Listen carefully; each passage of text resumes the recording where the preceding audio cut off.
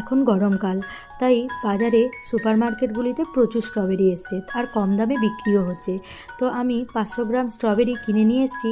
নিয়ে এসে দেখি স্ট্রবেরিগুলোর এতই খারাপ অবস্থা যে আর এটা খাওয়া যাবে না। তাই ভাবলাম একটু বাড়িতেই স্ট্রবেরির জেলি বানিয়ে নিই।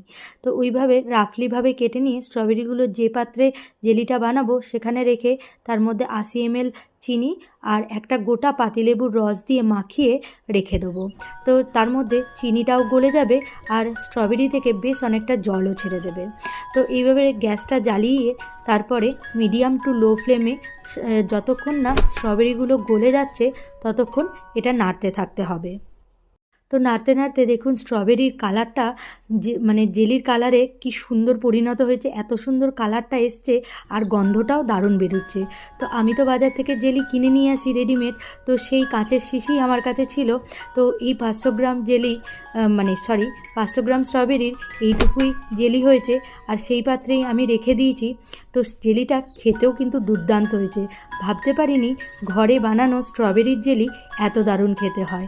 আপনারাও বানিয়ে দেখতে পারেন, সত্যিই খুব সুন্দর হয় খেতে। তো চলুন তাহলে ভিডিওটি কেমন লাগলো অবশ্যই জানাবেন। ভালো লাগলে একটি লাইক করে দেবেন। ধন্যবাদ।